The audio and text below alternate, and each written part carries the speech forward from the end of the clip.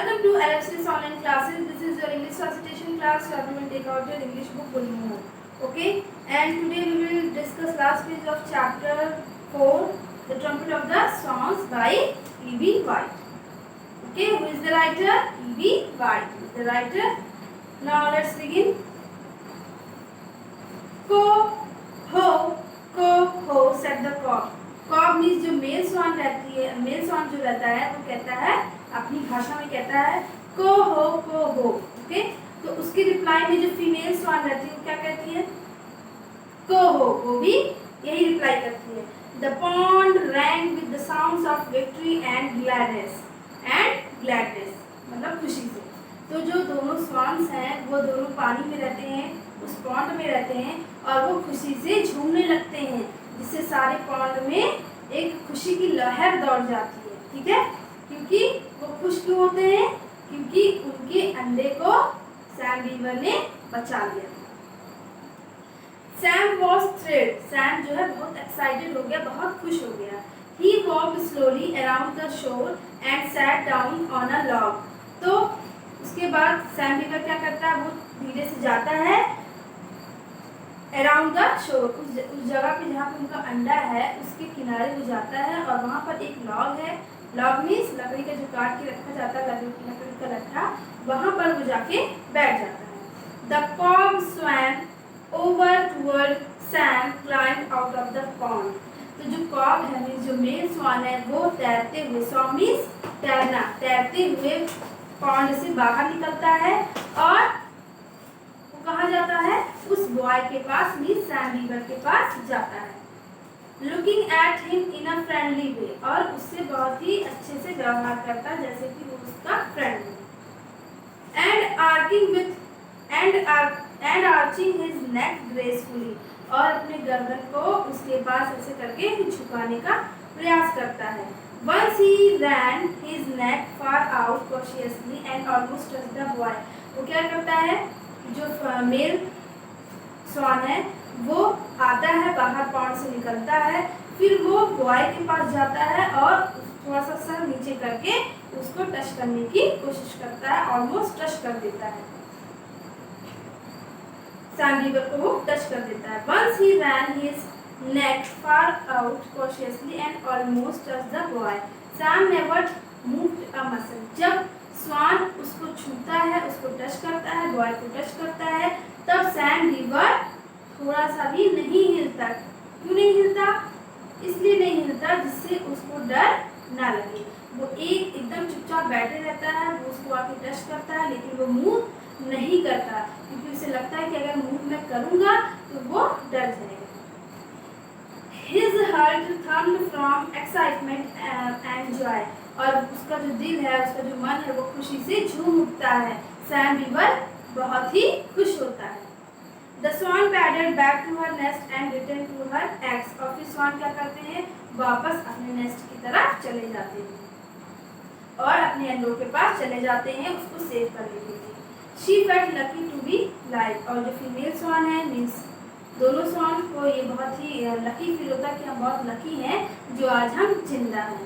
और इसके लिए मेल स्वान कॉक क्या करता है? मेल स्वान मीन्स कॉक क्या करता है? वो जाके सैम बीवर को आभार व्यक्त करता है. कैसे? वो जाके अपने नेक को झुका के उसको टच करता है. Okay students, now this chapter has finished today. Now open page number 40. Today we will do the exercise also.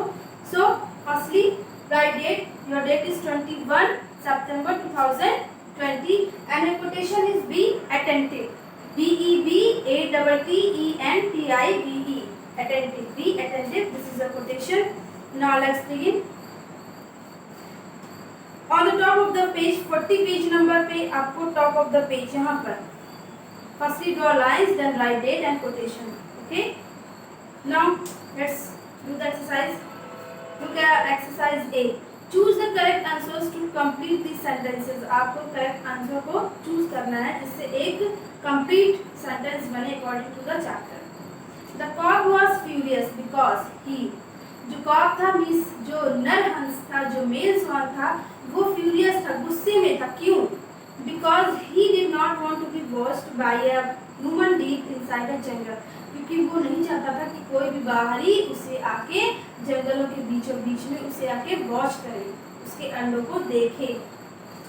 ये था, इस वजह से वो गुस्सा था। या फिर option B, knew that the fox was trying to attack them, या फिर उसे पता था कि इस जंगल में एक फॉक्स है जो हम पर अटैक कर सकता है। Okay, which option is correct class, can you guess?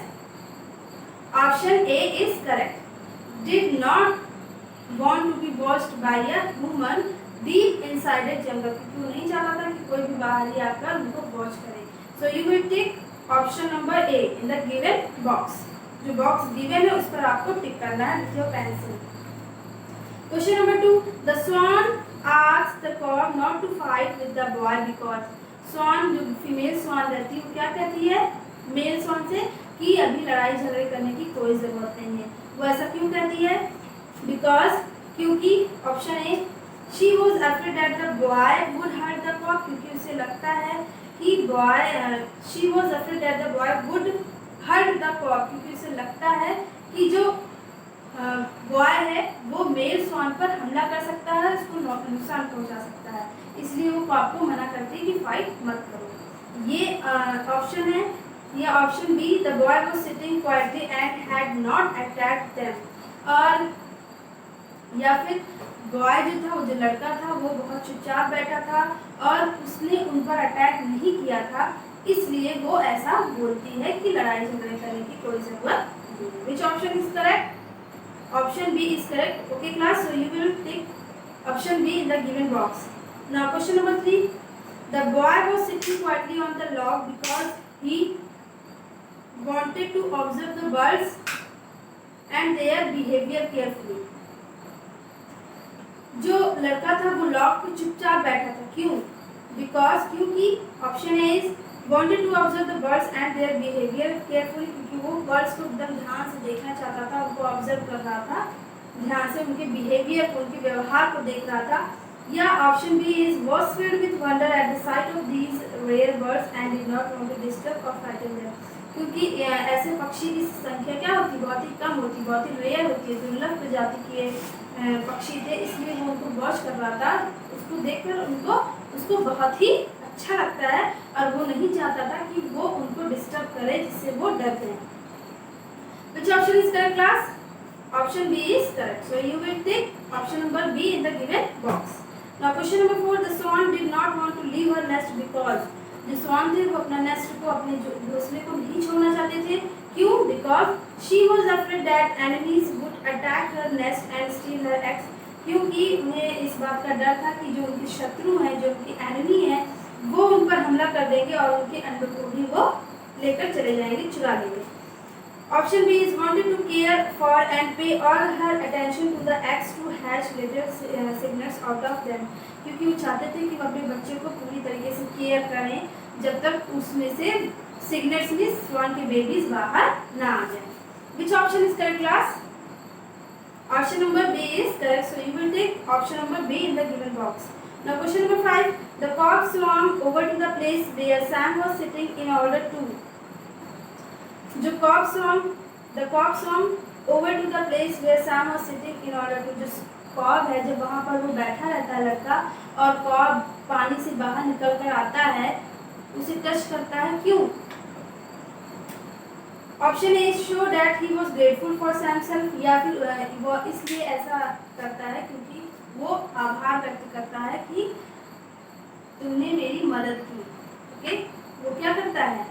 Mail swan means Kock जो है वो पानी से बाहर आता है और उसे आभार व्यक्त करने के लिए उसके पास अपने नेक को झुकाता है और उसे टच करता है। This option is correct. और option number B, scare him away before he tried to attack them, वो उन्हें डराना चाहता था। स्केयर मीन्स डराना, वो उसे डराना चाहता था, उस लड़के को डराना चाहता था कि इससे पहले वो उन पर हमला कर दे, उसके हमला करने से पहले ही वो उसको डराने का प्रयास करता है। Which option is correct class? Option A is correct. Okay, so you will take option number A in the given box. Show that he was grateful for Sam's help, क्योंकि वो सैम के हेल्प के लिए जो उसने मदद की थी उसके लिए वो अपना आभार व्यक्त करने के लिए उसके पास जाता है। Okay students, this chapter has done. Now your homework is you have to prepare difficult words of chapter number 4, the trumpet of the songs. Okay, the trumpet of the songs, you have to prepare difficult words. That's all. Thank you.